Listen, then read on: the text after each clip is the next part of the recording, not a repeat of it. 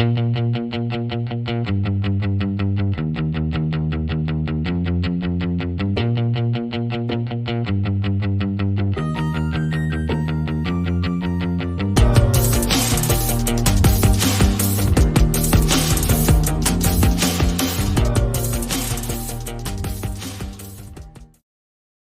everybody. I just want to introduce our panel today. We have Michelle with us as our guest. Hi, Michelle. How you doing? I'm good. How are you? Good. And we have Tyler and Lark as our guest hosts today. How are you two today? Awake. Yeah, Okay. it's early for a Sunday, hmm but that's how we could catch Michelle to join with us. So we're super glad to have you on. So Michelle, your specialty, your uniqueness in this world is called Kambo. Is that correct? It is. Do you want to tell us about what Kambo is and how it works? Sure.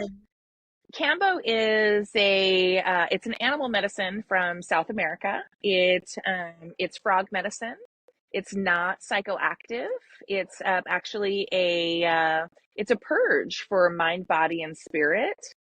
It can be a little uncomfortable and disconcerting to kind of have to sit with your discomfort the way you do with Kambo, but it's really a beautiful process. I actually call it a beautiful, terrible medicine because it's disconcerting when you're going through it. It's uncomfortable, but when you're done, when the medicine is off, um, you just you feel so much better.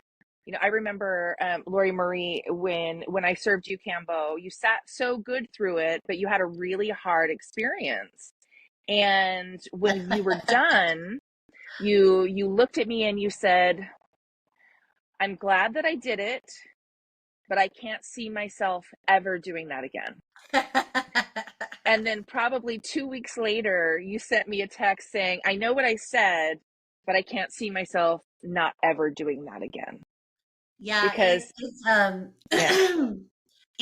it was a very unique experience. So why did people why did I why did any of us why do people decide to do Cambo? Like what are the benefits of Cambo?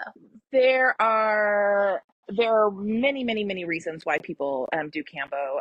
There are some people who do it for just the experience of to try something, to try something different. But most people come to it as a form of healing. So Cambo is it's just a really it's a great modality, and these so it's the secretion of the Philomedusa bicolor frog from South America, and the secretion is filled with all of these amazing peptides. And because the amphibian DNA is so closely related to our own DNA, when it's introduced to our system, all of our cells just open up to it, and they're like, "Oh, we made this." And so all your cells open, and the Cambo can go in and kind of start sweeping things out. So um, most people come to Cambo for some sort of healing, whether it be mind, body, or spirit. If, um, people are having issues integrating things, like different abuses or accidents, or, things, whatever it is that's hurting within our body. So um, I just completely lost myself. I'm sorry. Okay. So when myself and Lark and Tyler were able to participate in one of your Cambo ceremonies, I knew a little bit about it. I don't know how much you guys knew, but what I knew about it was that you could potentially get frog face and Yeah. that you would likely purge like from either direction of your Mhm. body and that it would be detox and that's why your face is well. You would be detoxing. Right. And I got the frog face. hmm Tyler points it out often because I think that that was the first thing he noticed. He hmm doesn't let me forget. But I noticed that it made me need to like pass out and it made me like not really have any like, and it wasn't scary. It was just like it felt like it needed to happen. Like maybe things in our body needed to be let go of. So I know toxin wise, it's good, but like what else does that purge include? Does it include like trapped energy? Does it include like what it Absolutely. Absolutely. Energy's coming out. So it's when we put the medicine on, we're accessing your lymphatic system. And so we just take a couple of just we burn a couple little layers of skin off and clean that area, and it gives us access to your lymphatic system. And so when the Kambo medicine, when it enters your system, um, there are bioactive peptides, there are nanopeptides in them, and so it just kind of floods your system, and it does, it kind of it's a purge and a release. Gets it dumps everything out into your bucket. It's amazing what we see in the purge sometimes. We've seen people with really, really heavy inked tattoos, like full black. I have a client, his legs are fully blackened. And the first time he purged up a lot of old ink wow. that was stuck in his system. And so that's what it's going through, and it's like kind of an internal roto rooter a little bit. When I had COVID, I lost my smell and my taste, and I got 1 point of Kambo, so not enough for a full ceremony where you would purge, but just to get the medicine in. I had 1 point, and within 24 hours, I had my smell and my taste back. Oh wow. Yeah, a lot of people use this as help me for things like fibromyalgia. As far as pain management, there's a peptide in it called dermorphin that's just infinitely stronger than morphine without the head stuff. So I can go generally about 6 weeks or so, noticing after a session, noticing that my pain is just not really there. You're what? It's like one I of missed the that. the pain from Oh, fibromyalgia is just, you kind of realize you're walking down the street one day and you're like, oh my gosh, I don't hurt today. And eventually it kind of comes back in. People with Lyme disease, it's been very, very helpful with Lyme disease, just clearing that out of your system. So it's pretty interesting. So there are people who do it for, yeah, physical reasons and mental and emotional reasons. Yeah.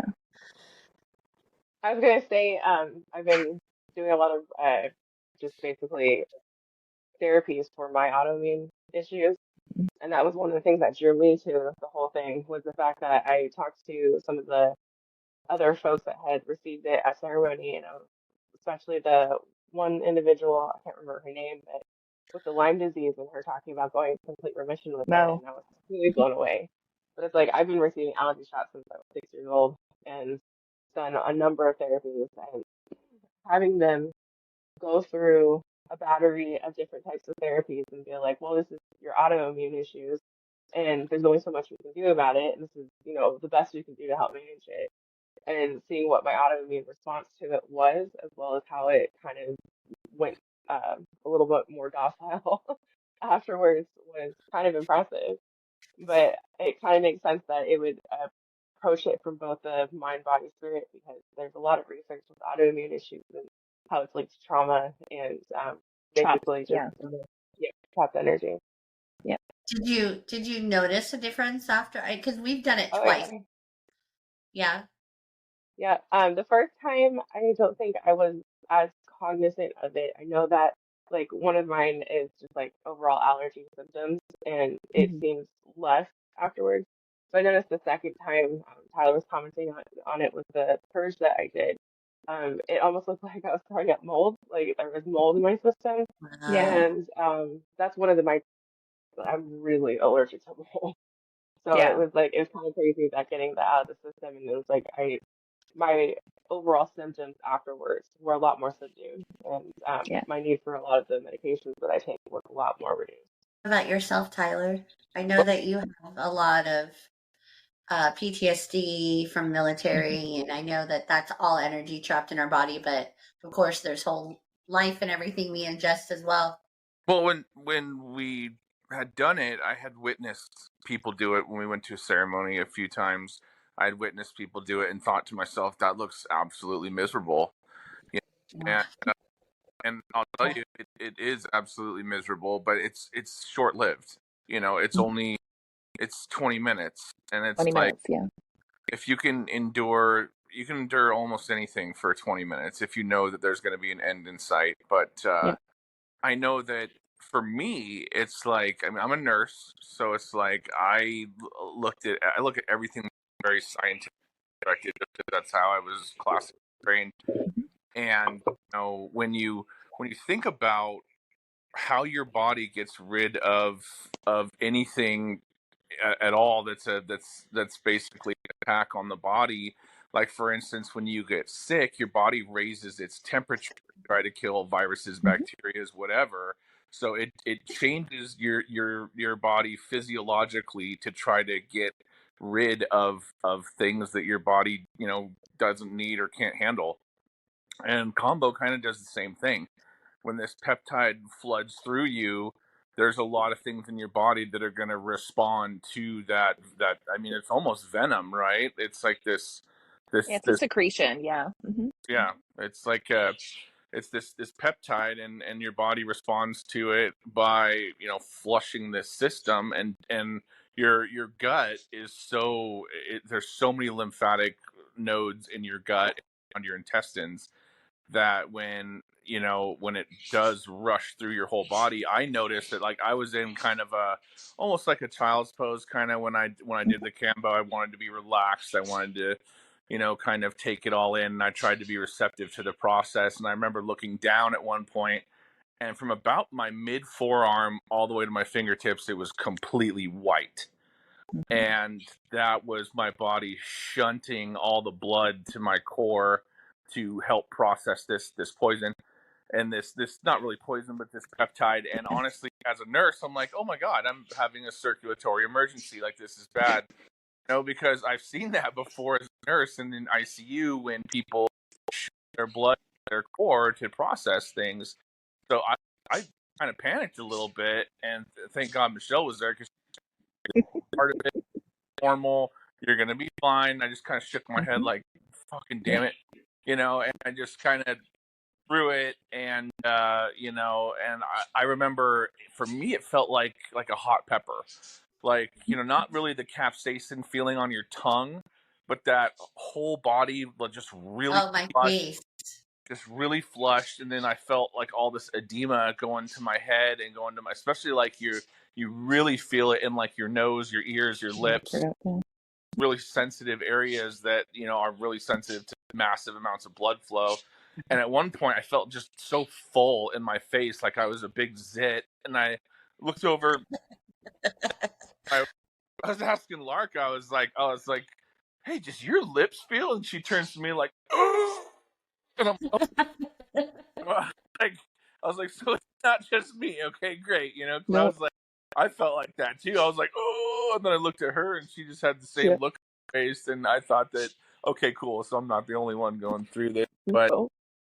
when I actually finally purge, because once you purge, there is a huge relief of kind of getting out, and the intensity of it all really does drop, I think, a lot once you. Mhm. But Yeah, as soon as it comes out, it really mellows yeah, out. point Sometimes it doesn't stop coming out, a though. lot. Not Yeah. there. And when I actually purged mine, I could taste it. Tasted like pain medicine. So for years That's pretty after, common. yeah, after a pretty gnarly car accident, I was on opiate therapy for about Hmm. 5 years, Hmm. and back on it now after another kind of gnarly injury. But you know, I had not taken any pain medicine for over a year. And so when I threw up, and it was that really bitter, Hmm. kind of taste, Medicinal, yeah. yeah, really medicine-y, bitter, nasty taste in my mouth. And of course, it's just like mucus, right? It's just this like slime that comes out. It's not like Ugh. water. It's nasty. But you know, it's just weird how everybody's was so, every Different. And of course, morbid fascination. Oh, what's in your bucket? What's in your bucket? Ew, no. Valentine. Sounds personal. That wasn't me. I was just looking through pictures of people's purge on my phone. So their frog faces Oh, and their purge. So, we all have our hobbies. as Right. a facilitator, though, what do you think? Like, as a facilitator, Mhm. what types of things do you do? Like, I know that in the beginning you facilitate Mhm. and you have us drink gallon of Mhm. water, and Not that when you much get us water. Don't going, drink a gallon of water. whatever it was, we drank a lot of water. It Yeah. felt like a gallon of water. Yeah. What about the after? Like, once Mhm. you know that you've given it to us and we start going into Mhm. motion, like what do you find yourself needing to do? At that point, because I'm a facilitator. I'm not doing anything other than facilitating your experience. And Right. so, there are some dangers that come with Kambo. And so really, as soon as, if we've done our prep work, we've talked to everybody, we know that they're safe to receive this medicine. Um, we make sure that you're fasted from water for a couple of hours beforehand. And then we do drink. I've changed my water consumption guidelines since we sat, and so I have people drink between a liter and 2 liters of water in a 15-minute period, and and the water is actually probably the most dangerous part. So it's monitoring at that point. So once the medicine is on you, I'm monitoring. So I'm singing, and as I'm singing, I'm kind of looking at everybody, seeing, do we need something, do I need to bring out a rattle and kind of annoy this person a little bit to kind of get there, to get that energy to come up, because sometimes they just kind of go into a meditative state and they disassociate from the experience, and we don't want that. You want to sit in your discomfort. Well, um there was like a what's smoke that? or there was like a smoke or something that you used. Yeah, so especially if people are having a hard time kind of bringing a purge up, then we'll bring out some Palo Santo or some sage and really just get that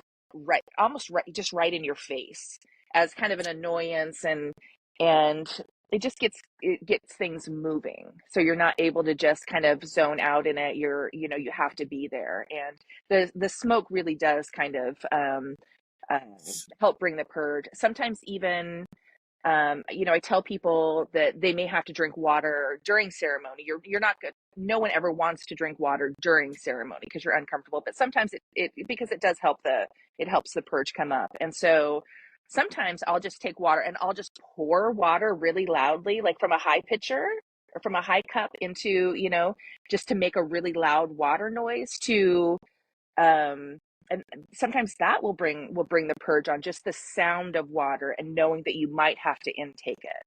So, and I'm just watching, I'm looking at are they ashy, have they gone white, are they really red, so I'm seeing where people's blood pressure is just by kind of watching them.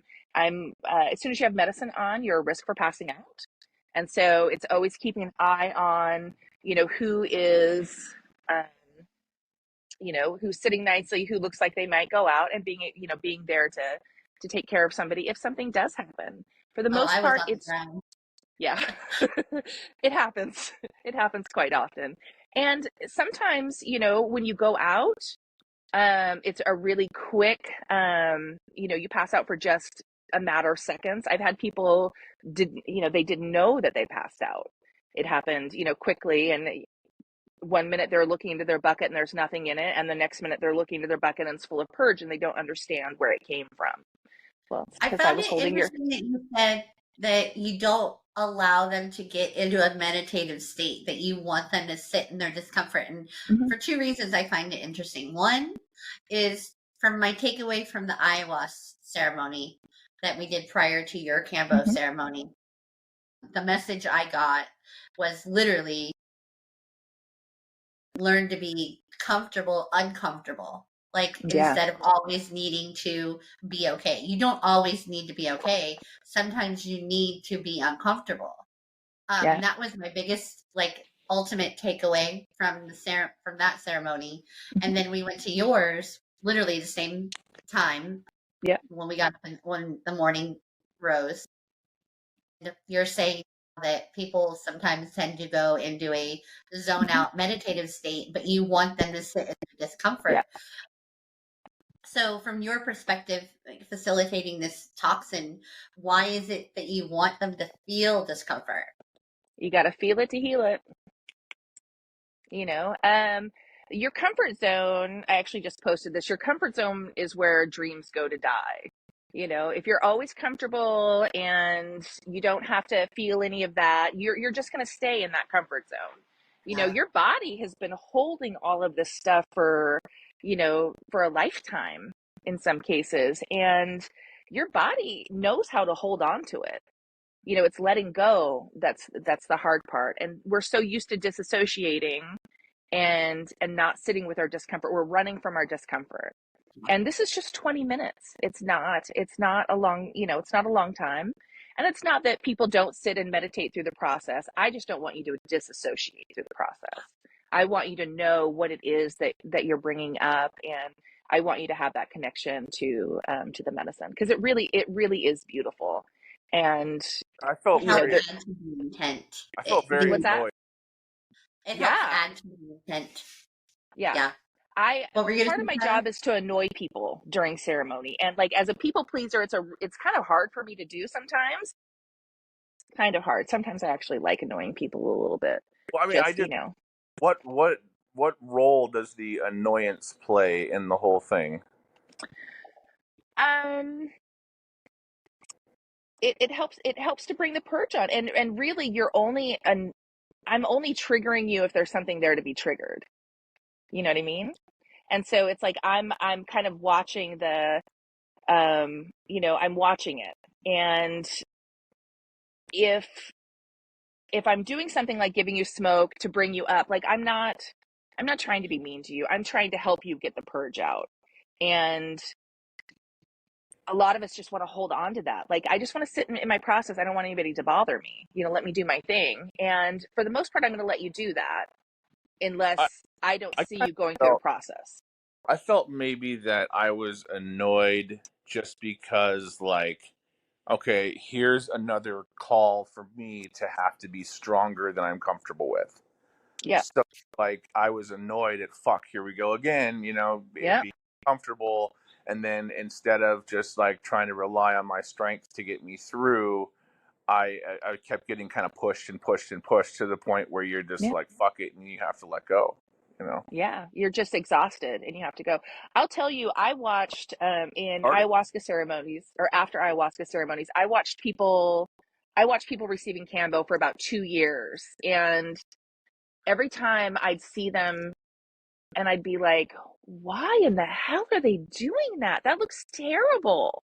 It is terrible. And it is terrible. And a friend of mine, someone who I really trust, became a practitioner. And I'm like, you know what? I will let you give me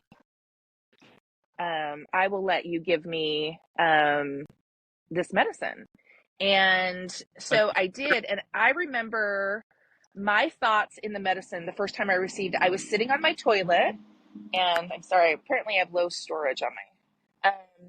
I was sitting on my toilet, and I had a bucket in my lap, and the only thing I could think of was, I can't believe I just effing paid money for this, because it was so miserable, you know?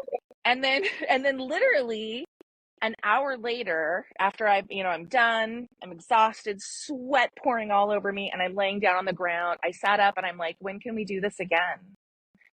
You know, That was I not. felt so good. You don't realize how much you carry with you until it's gone. Yeah. Yeah. I really didn't feel Okay. the effects of it until I like gone home and like Hmm. slept. Like Yeah. I left there like kind of what the fuck just happened kind of thing. Well, and I was just kind of confused, and my stomach hurt, and my face was full, and I kept looking at Lori because it looked like someone turned her head inside out. And I went home, and like between the ayahuasca and the combo, my brain was Hmm. just like on overload, but It's a also just lot. so depleted. And then after I woke up, I felt pretty good.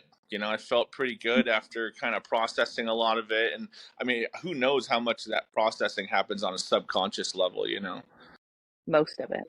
Yeah. Well, it's like with healing in general, where it's like you don't realize how much Yeah. pain you're in until it's gone. Yeah. Same thing Until is it's with gone. this. That's exactly right. Yeah. Yeah. I wonder. So I know a lot of how we are in life has a lot to do with our gut, a lot to Mm-hmm. do with our gut biome. And it affects our hormones, it affects everything. And then here we are taking this toxin, Mm-hmm. peptide into our body to flush out this, negativity. I know it doesn't flush out just our gut. It Mm-hmm. flushes out like toxins stored in our lymphatic Lymphatic system, system. Yeah. in our body, and our trapped energy. But I know that when we do detox our gut, it's important to, build it back up with, good stuff. So Mm-hmm. when people are done with the ceremony, Mm-hmm. um, are there recommendations on how to heal or how to make it positive in your body moving forward? Because for myself, we Tyler and Lark and I got together one more time. I don't even know if it was a months or a year later, but we did it again. That experience really changed my body hormonally. Mm-hmm. And it like kind of triggered my body and my hormones, and I'm wondering if I should have done things different after to have made it more beneficial as opposed to, you know what I mean? Yeah, I think eating a clean diet is really, everyone has different needs, and so I'm sorry, I'm running out of storage on my phone. I wasn't anticipating that. Um, Eating clean is really the best thing to do afterwards. So, light soups, kind of to start, fruit, that kind of thing. But then going forward, it's just eating clean and eating the way your body tells you it needs to be fed. That's really Intuitive. the most important part. So I'm a part of a new church that is a new ayahuasca church that's starting up, and I'll be able to give you a link for the website for this church. And yeah, we're trying to do ayahuasca ceremonies basically wherever we're needed. So um, we're gonna You'll travel around, travel. and yeah, yeah, yeah. We've got a ceremony set up in mid-November here in Southwest Washington, and then we're working on setting up a ceremony right now, end of October-ish in Spokane, Washington. So yeah, What is the benefits of Kambo alongside ayahuasca? they work really well together. There is, there are definitely some people who like to work with one medicine at a time.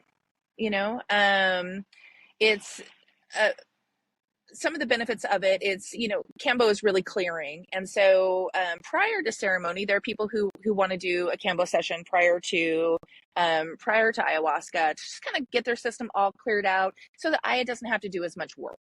So she doesn't have to take out the trash. Yeah. She can just do her work. Kambo's cleared the body.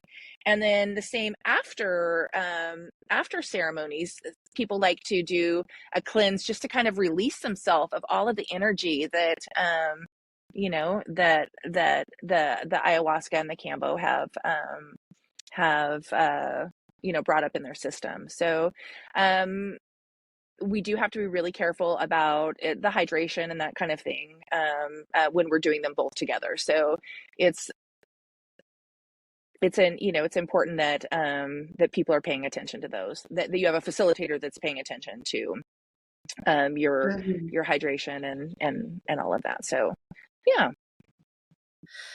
Wonderful. So I guess basically Kambo would be more of a detox of your body, mind, and soul. Is that right? Body, mind, and spirit. Yes, absolutely, absolutely. And I have processed things like sexual abuse, sexual trauma. I've especially a lot of us have anger just built up. We're not allowed to, as children especially, we're not allowed to let that anger out. And I've worked through having that anger, and it's just really interesting how each purge is different depending on what it is that you're going in with the intention for. So if people can't find you, mm-hmm.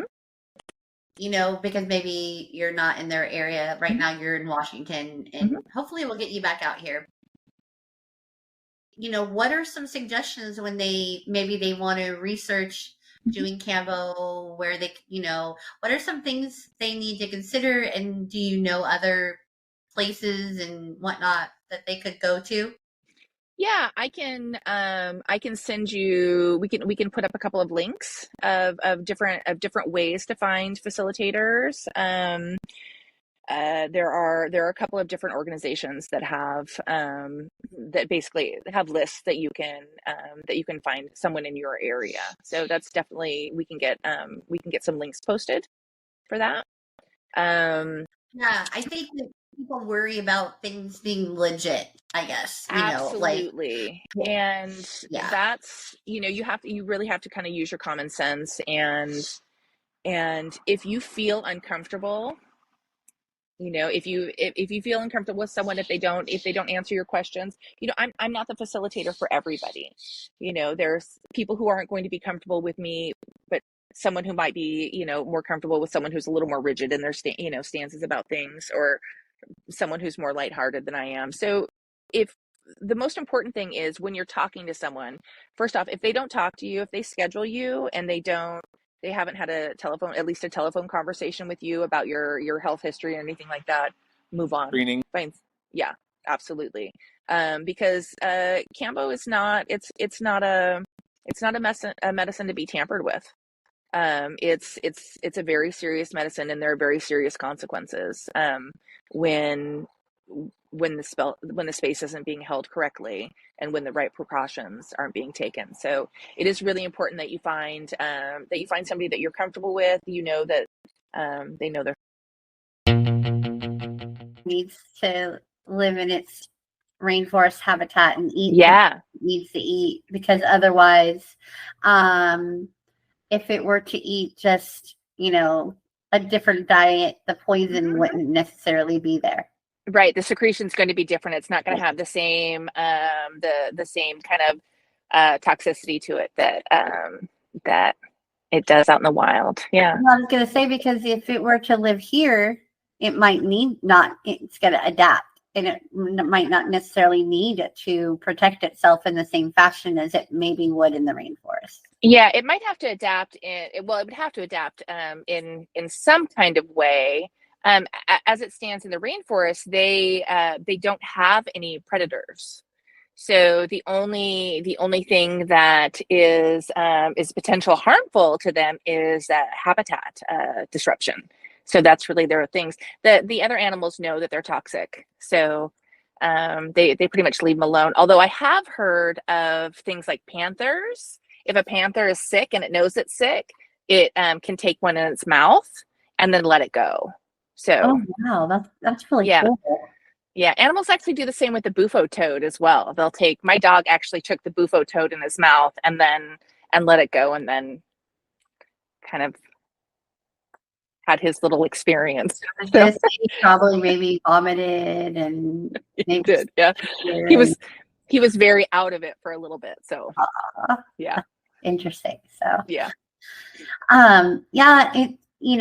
the Kambo experience was very unique, and I love to hear all the different ways that people have applied it to their life. I know we talked about how you had said some people used it to cure Lyme disease and whatnot. What are some non-traditional maybe ways it could be used? Has it been used for, I don't know, like some sort of have it been used like towards altered states of consciousness, or any other ways other than maybe to detox or heal the body? Well, it's traditionally it's hunting medicine. So it's a different, they use it for a different purpose. They used it in a different purpose traditionally. So it's used for hunting, and there's no ceremony really around it in the jungle. Basically, they burn you, they put the medicine on, and then they walk off, and you get to do your thing. So that's the traditional way of doing it. So basically, every way that we use it is pretty much untraditional. So what the Western approach has brought in, they brought in the use of chakras. So doing points on chakras, depending on where you're, what it is that you're looking to heal, meridians. Yeah. That is incredibly powerful. The most powerful Kambo session I've ever had was a meridian session, and it was the hardest one I've ever done. But I was able to process and purge just anger, so much anger, because we're not allowed, especially as women and girls, we're not allowed to be angry. Your sugar and spice and everything nice. And so I didn't realize how much anger I actually had kind of stored in my system. And in no matter what kind of ceremony I'm in, I tend to be on the quieter side. I'm not vocal. I'm really able to kind of keep things to myself. When I was processing anger through Kambo, I literally screamed my purges out. Wow. And I could see these bubbles coming up in the purge, and it almost looked like carbonation. There were so much bubbles coming up, and it's like energetically I could feel those bubbles just bursting, and just like my anger just floating away. And I, even after the process was done and I was laying there, you lay there for 20 minutes or so afterwards, and you just kind of have this quiet time. I sat there the whole time just just emoting. That's very it's unusual for me, but it was so powerful. What meridian? Where in your body was that? I can't remember what it was, liver, or I don't really work with meridians very often because I have a different kind of way that I use Kambo anymore. But there were a couple on my legs, and then I had several points down my chest. Yeah. So, and it was incredible. So, yeah. That's interesting.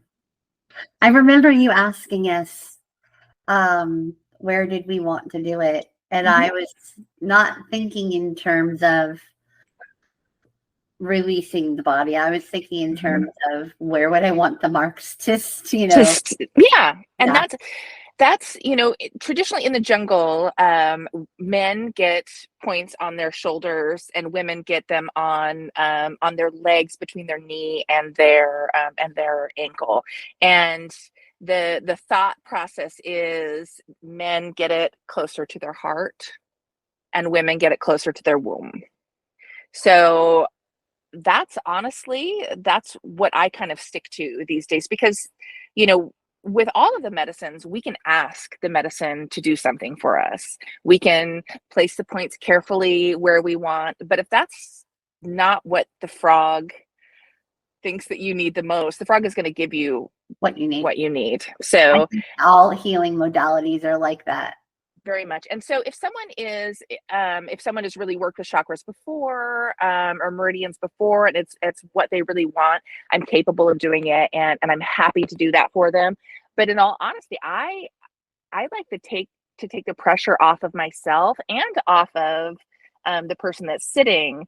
And you have your intention. Let's let the frog actually do the work. So for the most part, I like to do arms on people. It seems to be the it always works.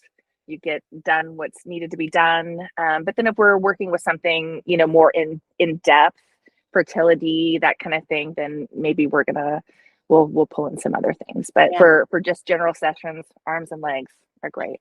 Intuition, that's where intuition comes in. Yeah, very interesting. If you were to, would you say that was your most intense experience, was the one where you did it on the meridian? My most intense regular regular ceremony for sure on the meridians. The most intense ceremony I ever did was when you're becoming a Kambo practitioner, you do something called a 3x3. So you sit with 3 Kambo sessions within 3 hours, and so that was the most intense that I've ever sat with. So it's insane. It was so empowering, and the only thing that I can think of that I've done, the other thing that I've done in my life that just I felt so helpless through, but so powerful, and so it was such a beautiful experience is childbirth. So because it really is such an intense experience, and then when you're done, it's just like Isn't it interesting how when you do really painful, fearful things, you just want to do it again and again and again. Like when in the moment yeah, you're like, it's like the end of the world is so yeah, like, but I mean anything from like a scary roller coaster to hmm, getting a tattoo, yeah, to plant medicine ceremonies or detox ceremonies, these things that really like trigger us, push us to want to do it again and again, even though yeah. it wasn't necessarily pleasant. And even giving birth. Yeah. Yeah, right, right. It's the thing I posted the other day about comfort. Your comfort zone is being the place where all of your dreams go to die, Yeah. basically. So it's when we step out of our comfort zone and we do these things that are hard, or uncomfortable, or just that's what kind of stretches us and kind of helps us grow, and shows us that we can do hard things, and it's not the end of the world. No, we need to be doing We hard things. need to do hard things. Yeah. We definitely do. Otherwise, we, become complacent and get in automatic mode and allow the world to sort of just pass by. Yeah. Yeah, that's really awesome. Is there anything else that you think, for people who don't know much about Kambo but may be interested? Is there anything else that you would want to share with, the world about Kambo, or why you would encourage, or do you think would benefit? Like maybe it's not for everybody, but maybe what? It's not for everyone. It's not for everyone, but it is for people who've tried other things, and who are kind of at a loss for what to do next, especially autoimmune. Um, it works so beautifully with autoimmune issues, and in kind of almost an inexplicable way, um so people who have just tried other things, they're kind of at their wits end, and they're willing to, what the heck, let's just try something that seems really crazy, because it does seem crazy. Let's put some, let's burn our skin and put some frog secretion on it, and then spend 20 minutes of vomiting and maybe pooping our pants. Why not, right? So it's not for everybody, but if you tried other things, I mentioned it before. I watched people having this medicine for 2 years, and I was like, there's no way. There's no way that I want to do this. That looks terrible. And then I did it, and I couldn't wait to do it again. And as crazy as that sounds, I couldn't wait to do it again. And again and again. So here we are. And then you'll give us the information of how we could find you. And Yep. I'll okay. get you my email address, and there's a Kambo Finder website, and that's really good. So we'll give you that information, and I'll also send you. I've got a friend, Bailey, who did a really great video on Kambo, and he's just really he's such a gentle spirit, and he does a really good job at explaining why this is really a good medicine to use. So I'll send you the link to that as well. So There's going to be some people, and I know you touched at it a little earlier, some people who want to make sure that that the frog isn't harmed, and what are we doing with frogs from the rainforest, or how are we getting it here? Basically, a little more of the backstory to absolutely. want to make sure that it's, you know, it's an okay Mhm. integrity wise thing to do. I get my sticks from the Matsus tribe, and they harvest the frogs. These people are animists. They believe that if they hurt these frogs, that harm is going to come to them and their families and their village. So they're careful about harvesting. The people who are doing it ethically really care about the frogs. A couple of the things they do, so they go out and they sing the frogs down from the trees at night, and then they bring them back to their villages, and they stress them. And how they stress them, they use a like a straw string, and they tie it around the wrists and ankles and kind of splay them out into like an X. And then they take a stick and they rub some of the secretion off of their back. When they let the frogs go, these frogs don't run off. The frogs just crawl up on the people. They have no fear of them.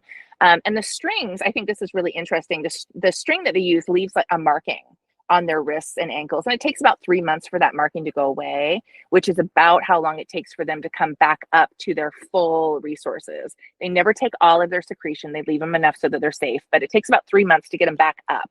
So when the villagers go out and get these frogs, if they get one with white banding on it, they're going to let that frog be. They're not going to take from that frog. So they really do care about these animals. And yeah, so that's kind of how they do it. That's awesome. That's really amazing. And it's good to know that, here we are benefiting from nature, but hopefully not harming them in the process. Right. And there, in most things, there are people who will not harvest ethically, and we do our best to purchase from who we know, and to make sure that the actual tribe is getting the benefit of the money for these sticks. So it's really important that they receive that money. And we love this medicine, and there's controversy around it. And so we really want to make sure that it's harvested ethically. We want to make sure that we're only serving people who can safely be served, Kambo, and that we're using, we're not giving somebody, 10 or 15 points when 3 would do. Just because some people want that, I can have this big experience. It's not necessary. It's just not necessary. So we love the frog, and we're really doing our best to make sure it stays around. So that's wonderful. Yeah, I'm super excited to be able to share the information with everybody. I know I got some benefits out of it. I definitely will do it again. Need to get you down here to Arizona in the near future. So I just want to say thank you so much for your time and coming on and sharing all this wonderful knowledge with us. Is there anything else you want to share before we go? No, I just want to thank you very much for having me and being interested in Kambo. I love talking about it, and it's nice when, a lot of times when, people ask me what it is I do, and I'll say that I'm a Kambo practitioner, and of course they don't know what it is. Right. And when I tell them, then they're like, oh, like, who are you and why would you do this? So, it's nice to be able to talk to someone who can really appreciate it. And yeah.